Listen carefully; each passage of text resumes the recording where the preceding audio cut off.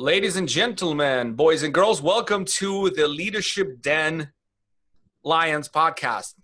Steve, I have it wrong. What is it again? It's Lions Den of Leadership podcast, but that was close. That was close. We're getting there. We're getting there. This is our seventh or eighth episode. It's really exciting.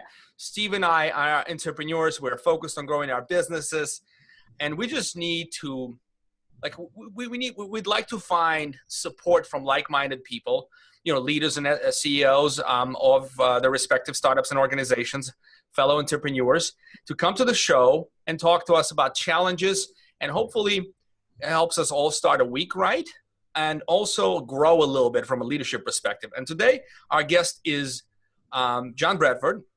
He is an amazing person. He hands a lot of different things. Well, first, he's a member of the House in North Carolina. He started and continues to operate a large property management company. We'll dig into that in a minute, size-wise, and how he does it. But it's called Park Avenue Property Management, right? That's correct, yep. Yep, John. And then his latest venture, he started a .com, which is, awesome. Silicon Valley near and dear. We're very excited about that. It's Petscreening.com. And John, welcome to the show. Thank you, guys. Thank you, Alex. Thank you, Steve, for having me. Yeah, and I have to mention my co-host, Steve Rozenberg. You probably hear him talk for the first 30 minutes of the show. But then if you continue to stay on the show, then after I take a lot of notes, I begin to sort of have my probing questions out there. And then we end up gelling pretty well, I think, if I may say so myself. Yeah. So, John, let's hit you right. The biggest question I have for you is how are you managing your time between these three fairly significant time commitments from a professional standpoint? And then how do you have the time left for the family? How do you do it? Well, great question. I'm married, I have 4 children, so pretty young kids too. So I'm an on-the-go guy. So first I will tell you that I really try to use as much mobile technology as possible. So between my cell phone, which is a smart device, my iPad, I'm actually able to work and be connected all the time. So for me, connectivity is key. It would be very difficult for me to disappear without some sort of connection to at least check in and keep things running. And I don't think this is anything different than probably what the two of you do in your own firms. And then of course, people, when I got my MBA, one of the things they said, people are everything. And I think, back then, I don't know if I quite believe that, but now I definitely believe it, that you got to have a team that can carry the ball when you're not there, because, you're one guy, one person can only be so many places and there's only so many hours in a day. So having a great team is part of, my formula for what I deem to be, somewhat, success is a strong word, but I'm able to be remote. So technology and team, yes. There's a lot to unpack here. Let's start with the team. You have a pretty, very clever and smart lady running your Park Avenue. As far as I remember, I think it's Jennifer Stoops, right? Yeah, correct. Yes. So tell us the story of you finding Jennifer and then finally entrusting the whole business to her, because she runs it now, correct? No, she's run it for 4 years. So it wasn't like we just had her start doing this yesterday. So I ran back in 2007. I ran a personal, a little classified ad in a local newspaper. And I think it was a $55 ad for 6 weeks.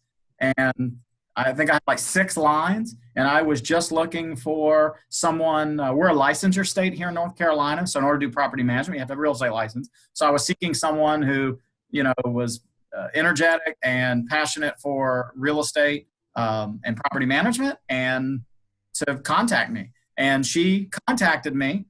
We met at a coffee shop. Ironically, neither one of us drank coffee, but it was the only place we could really find to go meet. So we did. And she was not quite finished with her real estate school, her exam and everything. So I told her to just follow up with me when she finished, because a lot of times these people just disappear. And sure enough, she followed up with me, and she was like, right, I'm ready to go to work. So I was traveling on a business trip because I was still at IBM Corporation. I was a sales executive for IBM, and I was traveling the country. And I had this sort of hobby on the side. Really, Park Avenue was a hobby and more of a passion than a business at the time. But I was starting to add some people to help me. And she was one of my first additions.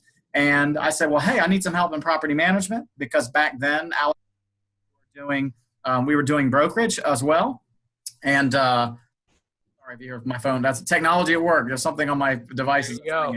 Just ignore it. It'll go away. And so so Jennifer actually followed up with me, and she said, hey, I'll do whatever. And she said that she'd go to work in property management.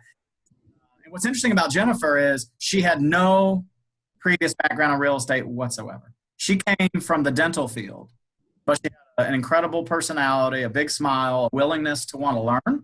And I would rather take someone like that all day long, quite frankly, than maybe someone who thinks they know what they're doing. And I'm not saying, I don't want to take away from those types of people, but I think it helped having Jennifer come here with an open mind. And 10 years later, she's running my company. All right. So you got lucky. And you know what? There's a little bit of luck involved too, I'm sure. Yeah, 6 lines in the newspaper, and then I'll call you when I finish school, and she calls, and That's right. turns out to be who she is. That's right. That's pretty lucky. But hey, we don't get lucky without trying a lot of different things and failing in many ways. That's true. Let's talk about your failures. I want to know John Bradford's biggest failure that you're willing to say on camera. Like what is your business mistake you made? What is the big one that cost you heartache and money? Yeah, so I would say when I started, so Park Avenue Properties, as the industry knows us today, as property management. I hired Jennifer in 2007. There was a journey from 2004 to 2007 that Park Avenue Properties had that was not property management, but it was more, we were buying HUD homes, renovating them, selling them, kind of the buy and flip model. We were also buying lots in coastal areas, North Carolina being here on the coast and close to South Carolina. And I had a business partner who was older than I was. I wouldn't call him a mentor. He wasn't that much older than me. Or I felt like that maybe he had a little more business acumen under his belt than I did when it came to real estate. So I felt like I had a lot to learn from him. But I quickly learned that I was the workhorse and he wasn't. And we did not have an operating agreement. We just had a handshake, and it cost me dearly because I eventually caught him stealing money from our company, and there's no operating agreement, and attorneys got involved. And I don't know, it was a, if I had to back the train up, I would absolutely have had an operating agreement in place, which I probably knew better, but I think I was in such a hurry just to get to the next deal that I never slowed down to actually put an operating agreement in place. So there was no formal document that talked about how do you break up when you break up. So that was a big failure because it cost me a lot of energy, a lot of negativity in my life because it was just a negative time. I wasn't eating, like I was depressed because I felt like, I don't know, I just felt like I was losing money that I didn't have to lose because he was stealing it. But I found being the proverbial, I don't know, positive guy that I am, I found the lemon, I made the lemonade out of lemons. And in hindsight, it was probably the cheapest, it was an ugly way of getting there, but now I don't have a partner, and I got rid of him, the dead weight, and now everything I do is all mine. And if I fail now, it's on me, and it's not on someone else that's pulling me down. That's a very interesting observation. Steve, you have a relationship with Pete, and it's not always cordial at all times, but you both complete each other, if that's a good terminology. So you have different skill sets. He's more of an operator. You are more of a visionary. We talked about that a lot in our previous episodes. What do you think about that, Steve? How do you make sure you guys stay connected and well-balanced and have checks for each other? Yeah, well, that's a good question. And I think we run our businesses, that way. And what Pete and I figured very early on when we started learning the system is that I am the visionary, he's the integrator. So we are yin and yang for sure. I think that is the reason that we're so successful is we're the yin and the yang. The challenge is, and this is very interesting because we're seeing more and more of it recently, because we have these team members that are stepping in, taking care of a lot of stuff. What we're realizing is the more that he and I have weekly or bi-monthly meetings to stay on the same page, the more we get along. The less we have meetings, the more we start diverging. he kind of goes deep into a hole of creating systems and procedures. And I kind of go off of left field saying, I'm going to go speak in Australia, or I'm going to go do this. And we start diverging on the goal of the company. So we found that the more that he and I communicate, more meaning like we actually have meetings. We have one-on-one meetings now every week. And we use Asana that we track what we're doing, the more we're in tune. Now, what we have found more interesting, and I was going to ask John about this, is the more that we have teams doing stuff, the less we're involved in the company as operators. So the more he and I are pulling ourselves out, looking at the big vision, kind of 1,000 yards downstream there, the more we actually are in tune. The reason a lot of times we would butt heads is because he would be protecting operations, I would be protecting sales and marketing. Even though we're both going downstream together, we were kind of smacking paddles, I guess. So John, how do you do that with Jennifer and with other? You basically have three companies. You've got your political company, Right. You have your Petscreening.com, and then you have the property management company. So my first question is do you have a visionary and integrator type relationship with each one? And, do you think those are necessary to have? Yeah, so, we'll start with Park Avenue. We talked about that a few minutes ago. So Jennifer is definitely the face of the company. She has a pretty strong operational background, not because she came from it, but because she came to my business doing everything, meaning she was doing inspections in the field to showing properties. So she has learned by doing, kind of a hands-on approach. She does have a person, his name is Brad. He's our legal counsel, and I do consider him very critical from a compliance and a legal perspective. So Jennifer has a sounding board, and the rule that we've had for the last 4 years is if the two of you do not agree, then you come to me as the tie, okay? And if you both agree, then don't bother me. And I can honestly say they've never come to me. They have figured it out one way or the other. Is the connection okay, by the way, guys? It's a little jumpy. It's reasonably okay. Okay. If it continues to be a little jumpy, I'll ask you to turn off the video. Maybe that will sort of even things out. But for now, we're okay. John, I had a question. Do you use, because we are deep in right now implementing EOS, Entrepreneur Operating System. Yeah, sure. I am. And Steve was very instrumental to sort of talk to my leadership team about what to expect. It did scare them a little bit, but it's true. I spoke to other implementers, and the scary fact is that they say for most companies, like about 80% of companies will have some staff turnover over the next 2 years. Sure. Post-implementation. This is very scary to me because I really like the people. I think we got the right. I don't think everybody's in the right seats, but I think I have an amazing team. Like I would not want the leakage. Any advice on how to go through the process without shortcuts, but also keep the team intact? I mean, listen, we are not agnostic to having turnover. Right now, we probably have when I say the best blend, I'm not taking away from anyone that's ever worked for us, but I feel like the team we have right now, we have a lot of longevity. And I think people have reached their point in their careers where they understand what they're doing. They're happy with what they're doing. I mean, I just announced, even though it's our 11th year in business, last year was the long session legislatively, so I'm out most of the year in Raleigh. So I didn't do it last year, but this year I announced a 10-year decade cruise. So in January, I'm taking my entire company on a cruise. And small company, we can afford, not so much afford from a financial standpoint, but you've got time out of the office, right. But we're going to make it work. And I think that drives a good culture. I know EOS. I have friends who own other businesses. I've got one guy who's going through the EOS process now. I don't know if that's the right thing for us. I have concerns with me not being there and with Jennifer running the company. I want to be careful. Sometimes these systems can be, they sound like they'd be very helpful. They can also be a distraction almost. And I think there's a balance. And I'm all about systems and metrics.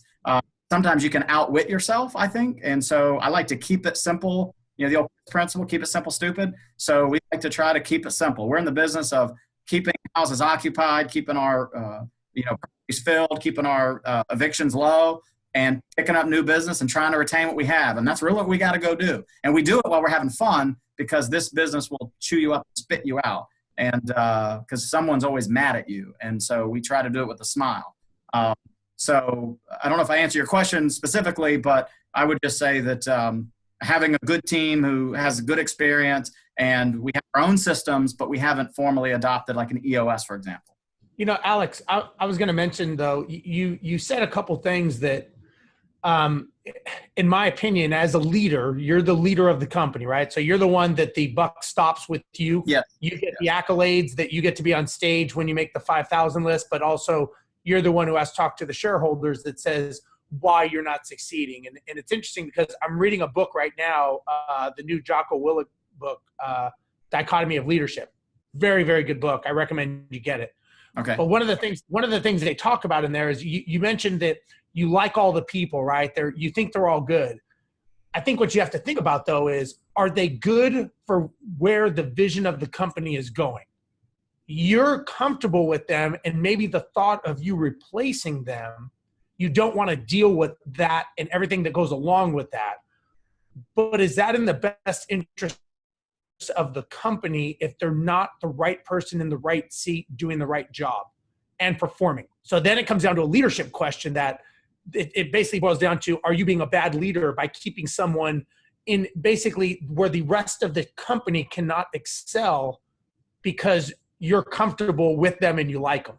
It's a tough question to answer. There's no easy answer, but it comes down to a leadership question, not an EOS question, not like pushing it down to them. I think listen, I always say, hey, this is a democracy. There's no handcuffs on anyone here. Let me frame this for you. And I'm not exaggerating. I have not been in my office, cabinet office, but probably 4 times this entire year. So, and I'm not exaggerating. Like, I mean, in my office, as I sit where I am right now, is 50 yards away from me. So this is not a commute issue. This is not an issue where I can't get there because of traffic. There's 50 yards across this parking lot where I'm sitting right now. But I don't go over there because I trust the team that I have, and I don't want to view because anytime I go, everyone wants to please me. And I don't want to meddle. The only thing I have done, and I did this about a month ago, is maintenance has always been just our challenge. That's a political word for our big old pain in the rear, right? And like most small firms, we have to deal with maintenance because we have to deal with it. If I could offload that somewhere, I'd do it in a heartbeat. But there's no widget for that. And so I went in about a month ago and led I don't want to say a strategic planning session because that'd be a pretty aggressive term. But for 5 hours, kind of a morning through a lunch, I led our maintenance team and the management team through a session where because I've been out of the business, if you will, I just started asking a lot of questions. And they honestly knew that I was asking because no. I said, so tell me how we're running maintenance here. So I was able to get everything on a whiteboard because I needed them to remind me, how are they doing it now? Because I haven't been there for several years. So I knew we were having issues because I have heard of some. So I was able to use that as a way to frame, how do we educate someone like me who doesn't know what you're doing? And I'm not critical of it, but then I was able to poke holes into areas where I saw exposures, and we were able to collectively and collaboratively make some changes and some tweaks, but we did it in a team effort. And my feedback from the office has been that was a very, very helpful session. And it sent a signal to my team that even though I'm a long-distance owner, I still care. Whatever that's worth. And I think, if I'm not mistaken, John, I think I actually had a conversation with Jennifer about 2 weeks ago about some of the stuff that we do with okay. some of our teams and stuff like that. So I think that I believe that she brought that up to me, that there was a plan in place, because I was chatting with her about some ideas okay. that we had and stuff like that. Sure. Yeah. So you might get a phone call, John. No worries. Yeah. Maybe not. I don't know. So Alex, what are your thoughts on that? I mean, do you agree with that? You as a leader, is that something that maybe, does that come back on you? So I believe that there is no bad, if someone has worked here for 2-3 years, the fact that we didn't measure the KPIs and they've got promoted through the ranks, it means that they are able to learn the job, get really good at it, and manage the people to continue to do that work and get in a management position. So my personal belief set is the only thing I won't tolerate is laziness. Yeah. Right. If you're lazy or you are trying to put your work on other people and take the credit, that, I don't know if there's a word for it, John, but complacent. Right. And just basically those are the two no-nos. Other than that, my feeling, Steve, is that you can coach anyone to pretty much any position. Because again, we're a 30-person company. We do marketing here. It gets complicated, but it's not rocket science, dude. We're not, we don't need PhDs here. Right. Yeah, I think I'd pile on attitude. I don't know about you guys. I'd be curious what you think, but I'll take someone with a positive can-do attitude and a smile on their face and a willingness to learn than somebody who's generating negative energy and maybe even spreading rumors and gossip, or maybe staying in touch with former employees that just didn't make it because, quite frankly, they didn't perform, and it keeps almost a cancer in the organization. Yeah. And I'd rather those people be gone all day long. Yeah. So, and that is exactly sort of how I think about it. And then, so the reason why I question was, and the reason why I worry is that we might get leakage from the leadership team, because those are the people that I feel are the right, mindset is right. The mindset is right. And we can up-coach them, upskill them. But John, while Steve is reconnecting, I'm here. I just tried to see if I shut the video off, if it'd be a little better. That's all. Okay. And if do you need me to turn my video off? Because I can. We're good for now. Okay. So I have a. Can I ask John a question while it's fresh in my mind? So John, I was going somewhere with this. So you have 3 different companies. I do. How do you, and Alex alluded to this earlier, how do you separate yourself mentally? Like, let's say I'm going to start another company. How do I remove myself from this, but still feel that, at some point, Petscreening.com and the property management company, those are your babies. They live and die on you. Again, right. You fall on the sword if it crumbles. Yes. How do you separate your time and give equal time to them, or do you, or was it a culmination of you creating the leaders over years of education? Right. Yeah. So it's definitely there's an inequity in time right now. So let's pick on Park Avenue and Petscreening. Petscreening gets a lion's share of my time right now because .com, really any company, but I think .com specifically because it's a software product, not an intangible product. You have to be all in. I mean, all in. And Park Avenue, because I have, I think, a great team, led by Jennifer, who you guys know, I'm able to keep my eye off the ball and focus on Petscreening, but I have my toe in the water over there. So it would not be, I think I would be doing more damage to both of my companies by trying to spend half of my time at Park Avenue, which is, I would say, a more mature business, and then half my time at Petscreening. Because what would happen would be half my time I'd be viewed as meddling and messing up what the team's already built. We're at Park Avenue since I've been gone for a couple of years. And then the other half of the time I'd be given to Petscreening. It would need more of my time to really keep it going. And in the end, I would actually be doing harm to both. Now, I start Session, which is the third company you talked about, my political career. I'm in Raleigh a lot once we're in Session. And that is a whole interesting dynamic because I don't really make a living doing that. I mean, we make $13,000 a year. So, well, I was wondering what that is, but that sounds ridiculously low. It's a pittance. I mean, there's no lining my pockets with gold, as you might think when you read Facebook. It's not what I thought. It's not, but it's a tremendous honor and a tremendous service.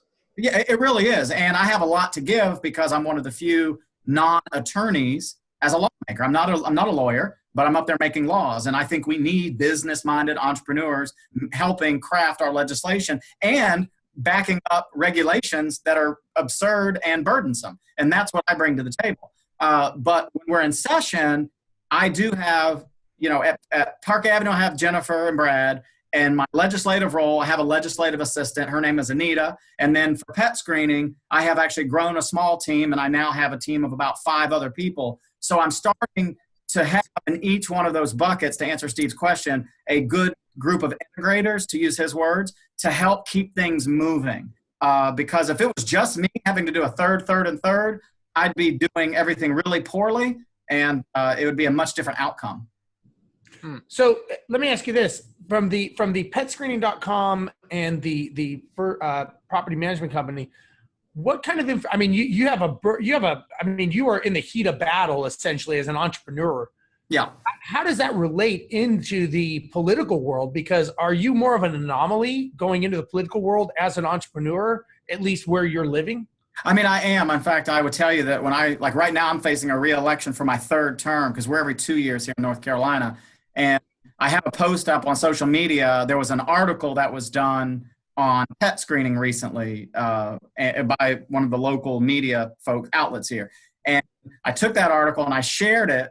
And the blurb that I said was, a lot of people running for office talk about jobs, but I actually create jobs. And I'm actually doing it right here in the backyard of my district, because between my 2 companies, I have 30 employees, and for a small community, I mean, the town that I live in has 30,000 people. The town to the south has 60,000 people, and the town to the north has about 15,000 people. My district's about 100,000 people big, and I'm right in the middle of it. And 30 jobs in our Chamber of Commerce is a big player, believe it or not. Sure.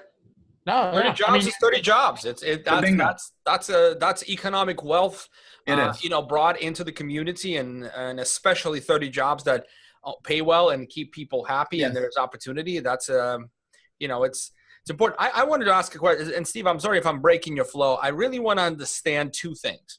One is, what is your end goal? What is the vision here, Brad? What is John? I'm sorry. Right. I want to call you Brad for some reason. I've been called far worse, and I get Brad a lot, actually. Maybe it's because of Brad Larson. He's always stuck in my head for some reason. I think it's Bradford. My last name's Bradford, so people call me Brad. That guy's real Brad. But yeah, so John, what is the angle? What is the vision here? What do you see yourself doing with these companies? What are you traveling to? And have you actually made that 5-year, 10-year goal? Yeah. To once you answer that, if you don't mind, weave in why you left Park Avenue. Like, did you just lost passion for it? Was there something else? Did you just have good people and you wanted to go political, build your political career? What sparked that move? Because a lot of business people, like Steve and I, sit in our companies. I've been here 8 years. Steve, how long you been around? 6. 6, almost 8. So whatever. and so John, where are you going, and why you and how you decided that Park Avenue can now operate successfully and I can move? Yeah. So when I first ran for the state legislature 4 years ago, when I won the primary, now we are one step closer to actually winning. And in North Carolina, every odd year is called the long session. And we go into session January through the end of July, and you're in Raleigh 4 days a week, Monday through Thursday. And so I had to prepare as though I was going to win. I had no idea if I was going to win, by the way, but I had to prepare like I was going to. So part of me getting my business in order at Park Avenue was not a function because I lost passion for the business. In fact, that wasn't it at all. It was more of, well, if I'm going to be a good public servant and really do this job, and I'm like both of you and many of the colleagues that we work with, we tend to want to be the best that we can because we're competitive. And I knew if I was going to go to Raleigh, if I was going to win and do a good job, I had to give it everything I had. Well, that meant I needed to make sure that my company could run without me. So I really put things in place, and it was hard. I will not lie. It was hard for me to let the reins go. But once I did, it's been refreshing. And Jennifer, for the first time, I would say 2018, which is the 4th year from when I did this, this is the year where I really feel like she is acting more like a CEO than a senior vice president. She's out on the speaking circuit. She's got all her professional designations. She loves the company. She's always treated it like it was hers. But this year I've seen a real, I think, maturity in her professional growth, because it wasn't like I hid my eyes and never went back, but it was a function of my political career. Now that that's running, it has given me the freedom, both financially and time-wise, to focus on what's next. And Petscreening.com is still a complementary product to the property management industry. So I haven't left the industry. I'm just now doing a different widget, and Park Avenue is one of my biggest customers. So it's full circle. So I have a question for you here. What mistakes do you think, like now that you look back, right? You look at year one and you're like, man, I should, like you give her a task and all of a sudden you're doing it, right? So how many mistakes do you think that you made, and how did you keep pulling yourself out of it slowly? Because that's what all of us entrepreneurs have, right? We have challenges of removing ourselves from it. And you give an employee a task, you tell them, okay, this is going to be yours. You give it to them, and then you're like, just get out of the way. I can do it. So how did you progressively pull yourself out of that role? Well, I'll tell you, even when I was leading Park Avenue every day, my decisions, I mean, they might have been the gospel because I own the company, but most certainly I didn't profess I knew the gospel. We felt was right, and we made that decision. And if we goofed up, we were nimble enough to back it up and then turn the other direction. That's very, I think, critical, because if you hang on to the wrong thing too long, it does more harm. Sometimes you go, okay, well, this is a bad move. And we have not made good moves every single move. We just haven't. The good news is we've made by far better moves than bad moves, right? And I think as an entrepreneur, you're going to, listen, I have written checks or nuisance lawsuits, not because we were wrong, but because it was a damn nuisance. And we've written those checks, and it's disgusting. It feels like corporate extortion, but we paid those checks to get it off our plate because the negative energy will suck another thing out of us. With Jennifer specifically, I think the hardest part was now she's got it. I think because it was the John and Jennifer show for so many years, it was hard for Jennifer to get that it was now the Jennifer and somebody else show. And now she's got it because she has two people. You have a hard time pulling yourself out as a leader? I think it's easier now because I don't have the wheel anymore. But at the very beginning, it was hard. But let me tell you what happened. I was being accused, and accused is a strong word, but I was, are we still okay on the connection? We're good. Keep going. I can That's hear fine. you. That's fine. I was saying that. Yeah, I'm good. Mine was dying, so I tightened it up. No problem. And I'm happy to go off camera. Just tell me what I got to do. I just think my management team was saying, hey, John, because I'm a classic guy checking in with people. Hey, Jenny, how are things going? Hey, Samantha, how are things going? And the problem is, I think my management team felt like I was cutting around them when I meant no harm. But what happened was, I think I was driving a culture where people knew if they had a problem, they could bypass my management team and come straight to me. That's happening to me. I have recognized that very, very intimately, man. Yeah, that's right. So my management team, Jennifer and Brad, sat me down. I had a come to Jesus session, and they politely told me to butt out. They said, if you trust us, you got to let us do this. And that was hard for me. It was hard for me. And I did it. In hindsight, I'm glad I did, because I very rarely get any issues anymore. But when I do, it's serious and I got to get involved. Gotcha. What is, and this is for those of us who are looking to grow our companies, which I think on this, at least on this show, it's most of us listening, and definitely the three people presenting here. Sure. As you mentioned, competitive spirit, and you want to do well in politics, you want to do well in whatever you hands touch, because otherwise it's not worth it. Why bother? Right. But tell me honestly, John, how was the growth of your company impacted post your departure? What was the growth pre-departure and post-departure? Yeah, great question. So we did a lot. It's been not as our growth has definitely not been the same. I contribute that to a lot of factors. One, and I'm not being selfish here. I just think that when you have a company and it's yours and you run it, not every decision is going to be the same one you would make. And I think as part of letting go, level 5 leadership, you just have to accept that there's going to be some soft cost and some real costs. The challenge is, or the question is, the $1 million question is, can you sustain it even if decisions were made that you might not have made? That's part of making sure your team is growing. Our growth, when I was 4 years ago, the industry was different. You had all these institutional investors looking for third-party management firms like my company, and we were in the heyday of picking up business. 4 years later, almost every one of those players has internalized. However, there is no doubt that we probably sent, one or two of those guys packing a little bit earlier than naturally would have come. And I think that was because of just some weaknesses that we as a company didn't identify and didn't properly address. And so we learned the hard way. And that's what I call a real life MBA. So I constantly tell my team today, forward, not behind. We learn from our mistakes, but if we dwell on our mistakes, then it makes, I think, for a bad culture. We need to learn from our mistakes. And at this point in my Park Avenue career, I tell them, let's keep the road, the car in the middle of the interstate. Let's keep the airplane flat, not going down. And let's try to keep the nose going up just a little bit. I know I'm not trying to be the biggest management firm anymore. There was a day when I was like, yeah, let's go take over the world. But I've realized that that's hard. And we don't want that for ourselves anymore. We just want to do a damn good job where we are and have a good business that we can all make a lot of money having a good living. And that's really what we're trying to do. Understood. And I want to talk about the birth of Petscreening.com. This is a big pivot from what you're used to. Let's face it, I don't know North Carolina intimately, but I don't think there's a lot of startups. It's not a really tech bed for startups yet. Right.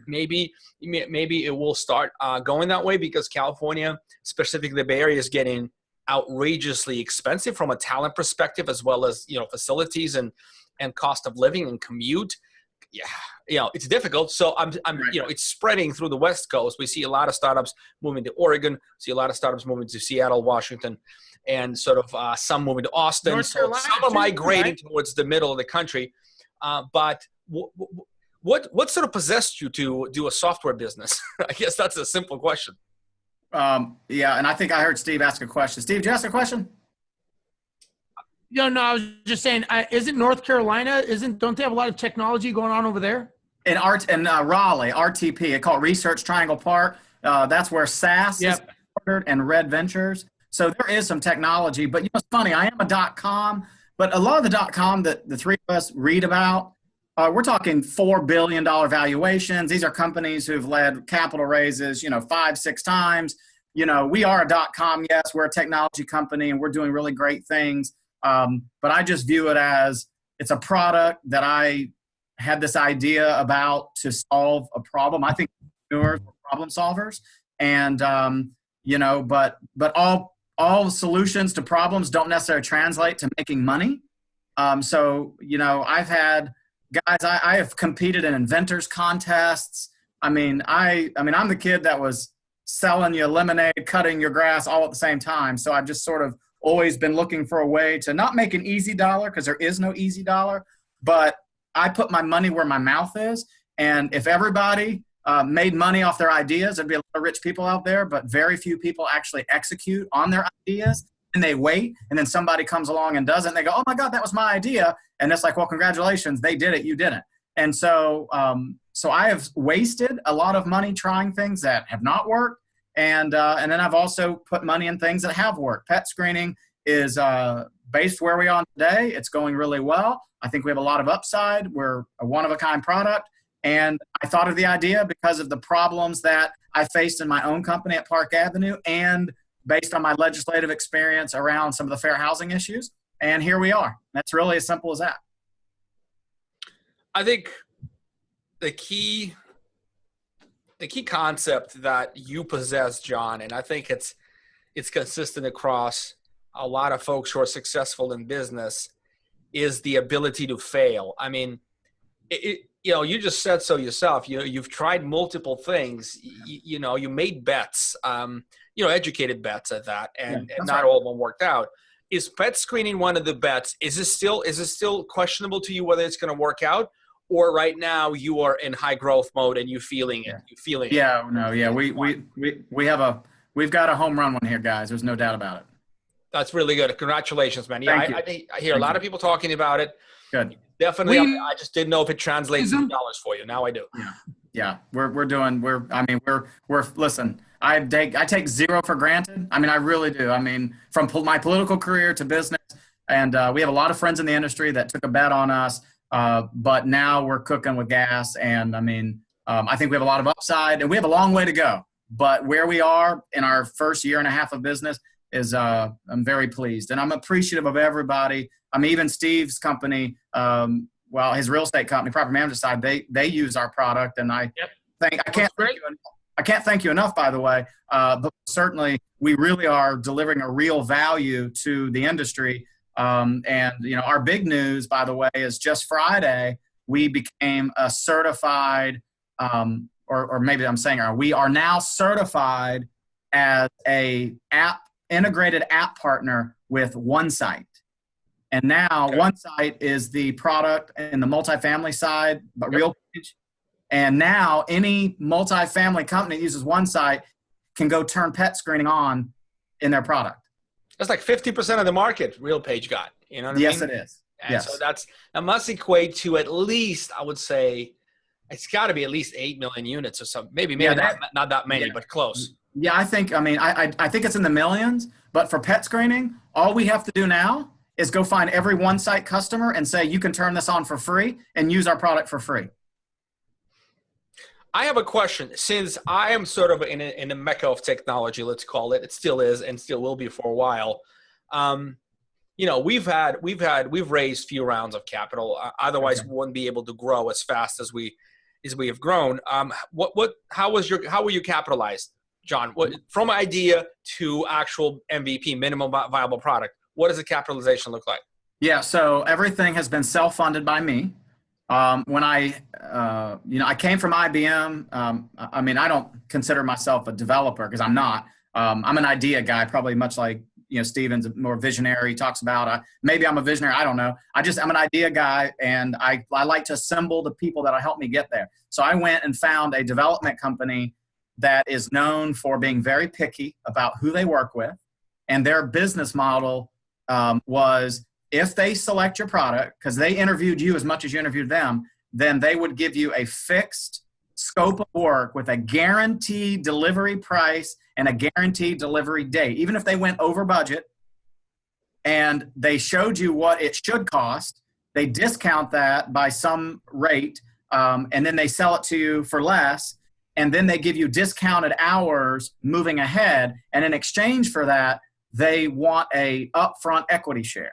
So I agreed to that concept and have zero regrets agreeing to it because it's a minor position. They own 20%, I own 80%. But they saved me every bit of $150,000 out of the gate. And, when you're self-funding it, $150,000 of savings, then you still have to spend another $150,000 or $200,000 out of your own pocket. You're talking about because to build a real good software product out of the gate, it's $250,000 minimum. Probably 500,000. Well, yeah, I'm all about betting on John Bradford because I am John Bradford. And if I can't get me to bet on me, then who the hell's going to bet on me? So I'm all about writing checks to support the ideas that I have. But the idea of spending $400,000 for just an idea will make your heart beat and your throat dry. So this idea of saving a little bit of money to give away a little bit of equity up front to get it going made a lot of sense and still makes a lot of sense. And so, but everything that has come along since, I've been able to fund on my own, and now the product is generating revenue to now keep things moving along. So you're not burning? There's no burn rate right now? Well, it depends. If we were there is burn, but the burn is by choice because we're constantly looking at enhancements. And anytime you add an enhancement, it's a new functionality, which means we got to add more billable hours. But if we were to lock things down right now and just go into a pure support mode, we would not be burning. But we need to burn right now because we got to keep this pace going. And it's just yet another investment because we locked down the fort and said, let's just hold. Yeah, we'll make money. I'll pay myself back over time. But that's not the right strategy. This is a land grab, and we got to keep grabbing land, which means we got to keep growing our sales team. We got to keep growing our functionality, which means I'm going to keep putting money in. But the revenue rate of return in the software business, the multiplier when you go to sell it. Right? It's 8X. Oh, yeah. Right now, Alex, it's as high as 12 because there's really stupid money out there. Well, we don't always say that stupid money is going to be. You can't count on stupid money. No, you can't. But I'm just saying it's 8 to 12. So let's call it 10. But that's a far cry from the multiplier you get out of a services-based company that works on a 1-year contract. Yeah. True that. There's no question, but there's also a lot more risk, and there is you're carrying, right? You carrying that. And the second you pull back, what's going to happen is somebody's going to see what you're doing, and it's not that difficult to duplicate, especially if they already have the development team, and you know what I mean. If they're just looking for something to focus on, that could be. So you're absolutely right. Let me ask you another question, Steve. You want to ask a question? Do it, because I'm sort of like, this is my realm where I really want to sort of question a few things, and this helps me self-identify with what I'm doing. No, it's good. It's yeah, okay? No, it's good. I just had a question. One more. Can I ask one more? Ask one more, Steve. Sorry, man. Last one on the software stuff.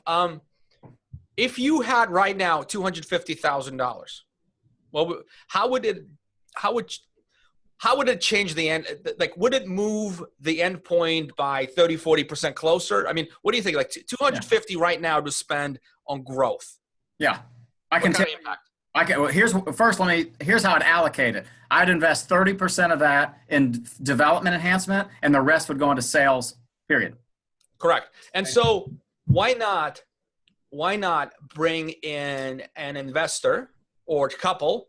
And the way we've done it, we had our customers, if they're sort of more or less wealthy enough to be able to qualify it. I think they're certified investor or something like that. I can't remember.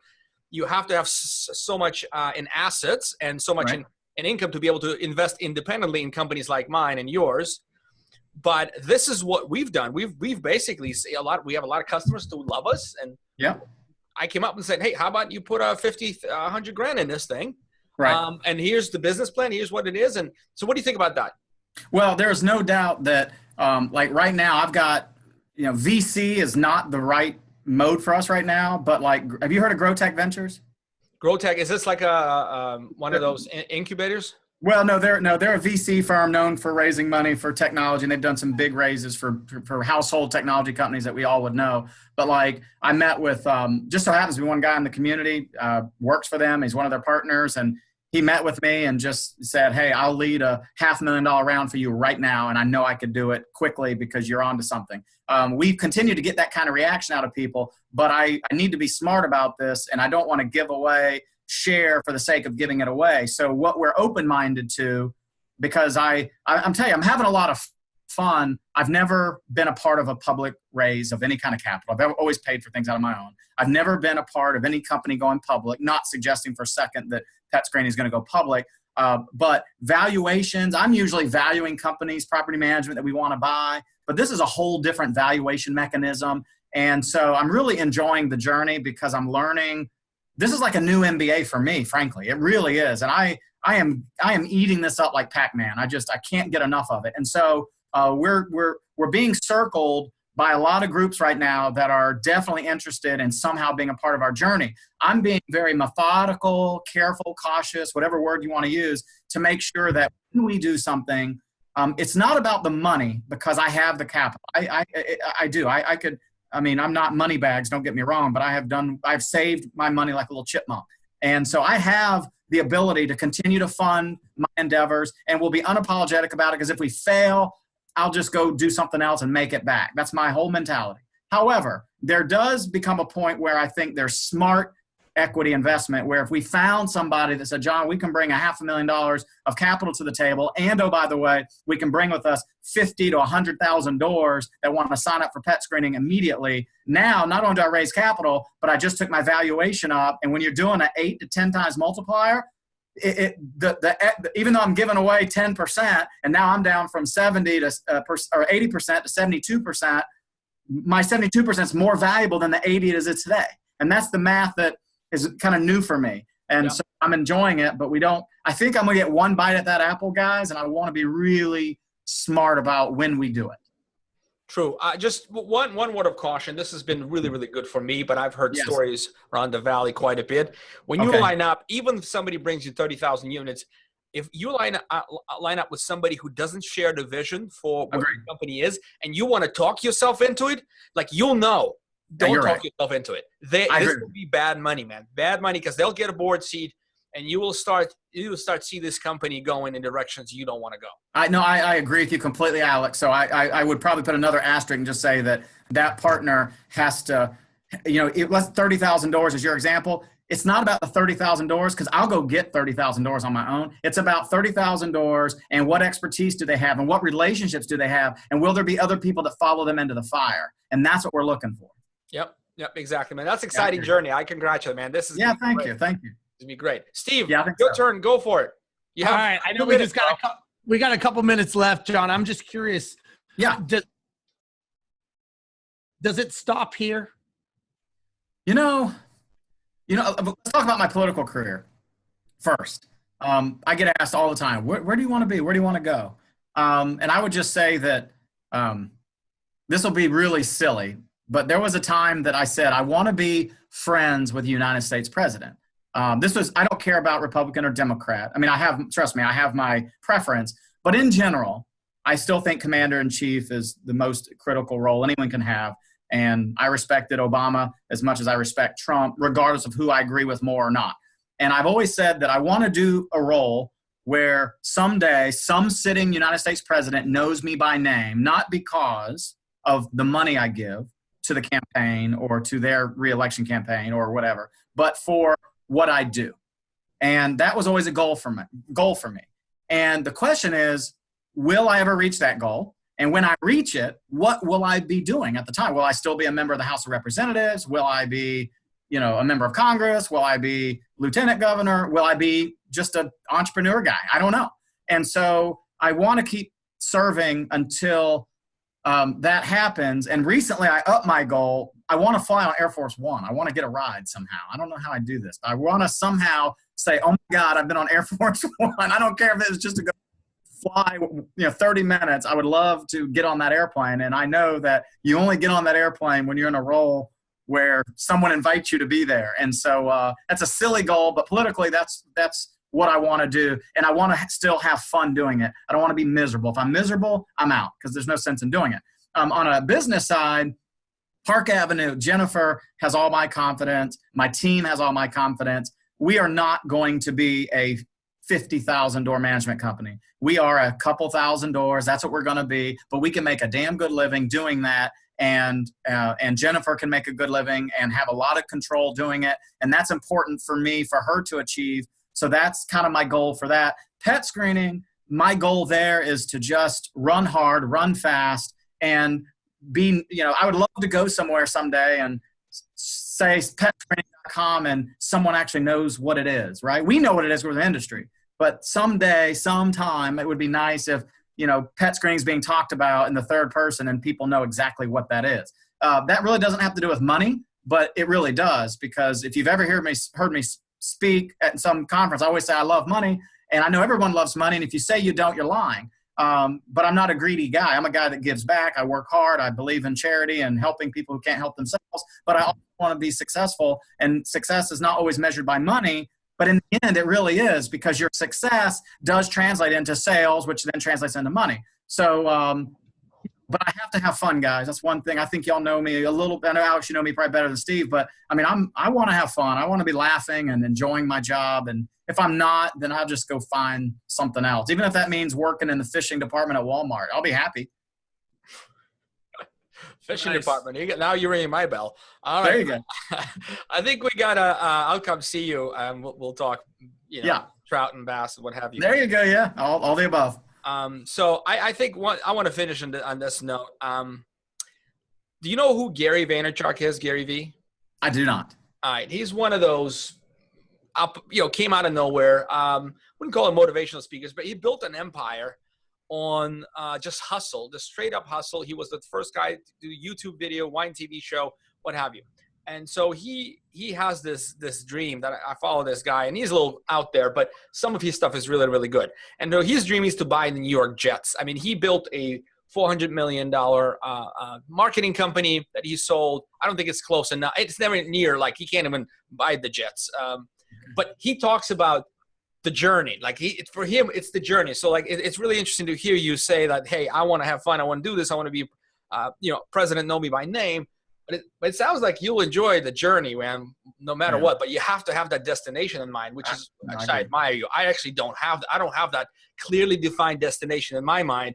I just want to win, right? I don't have the definition of the win yet for myself. Yeah. Well, but I mean, but wanting the desire to win is that competitive entrepreneurial spirit. And I think y'all know Bart Sturzel, I think. You know, Bart, I don't know, Bart posted something on Facebook the other day, and it was a compliment, but my daughter was doing a ballet pose, and one of my daughters is a beautiful dancer. She's 13. She's ridiculously flexible, and she's dancing beyond her years, and she has beautiful lines. And she was doing some, stand on her toe, leg in the air thing. And someone said they'd give me $50 if I would do that for my campaign. And of course, I'm like, yeah, I need to raise money. So I got out there and I did this pose, of course. And somebody said, it was Bart. Bart said, Bradford never falls. And I quickly weighed in and said, trust me, I have fallen many, many times, but I've never broken a bone.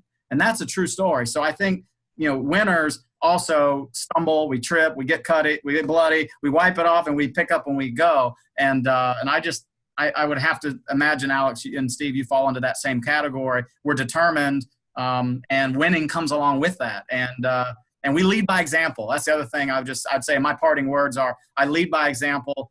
If I'm not willing to clean a toilet, I shouldn't ask someone to clean a toilet. And I'll do it. I'll strap on those yellow gloves and clean a toilet and not think twice about doing it. And I think there's something about that people like authenticity. They want someone who's real. And I'm not joking. I'll dig a ditch if I have to make ends meet, and I'll do it with a smile, and I'll be the best ditch digger there ever was. And that's the mentality I think you get out of competitive people like the three of us. Very well said, John. Well, this was a lot of learning in this episode. Would you, before we finish, can I have your commitment to send us the ballet picture for the article? Which picture? The dancing picture with you. Oh, well, yeah, I'll send it to you, sure. All right. So, guys, if you're listening still, thank you very much. We'll have the picture. Wait, we need our to-dos. Our to-dos. Oh, we got our to-dos. Well, we'll have to skip this, but we're running out of time, man. I got to jump to the next meeting. Sorry, guys. I'm sorry it took so much time. Steve, thanks for inviting me. And hey, Alex, thank you. No problem. Thank you. I appreciate it. It was good talking. The guests are engaging, man. We make the show about, about learning and not about to-dos necessarily. But yeah. I appreciate you keeping me on, Steve. All right, guys. We'll see you. Have a wonderful day. Till next week, Alex. Bye-bye. See you, Steve. Okay, see you guys.